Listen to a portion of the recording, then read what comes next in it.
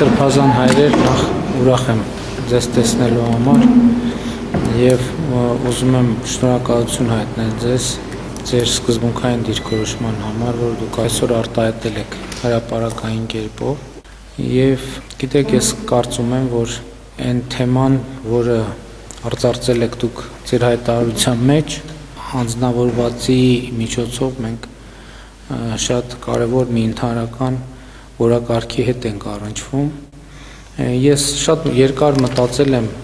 եւ եկել եմ հետեւյալ մի հետեւության ինքս ինձ համար, որ նաեւ կիսել եմ հանրության հետ եւ հարկ եմ համարում կիսել նաեւ ձեզ հետ, որ մենք շատ խոսում ենք արժեքահենք հանրություն, արժեքահենք պետություն, արժեքահենք հասարակություն ունենալու մասին։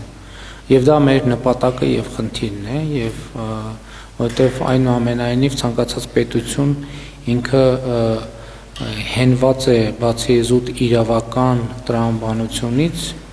այդ իրավական տրամաբանությունն էլ հենված է որոշակի արժեքային համակարգի վրա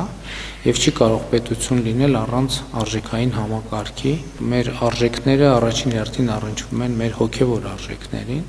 եւ իրականության մեջ ինչպիսի դեր ունեն մեզ համար հոգեվոր արժեքները, դրանք մեծապես կանխորոշում են նաեւ պետության ընդհանրապես արժեքահենք լինելը եւ հասարակության արժեքահենք լինելը եւ ես կարծում եմ, որ սա մի խնդիր է, որի հետ առնչվել է եւ որի վերաբերյալ դիրքորոշումներ արտահայտելը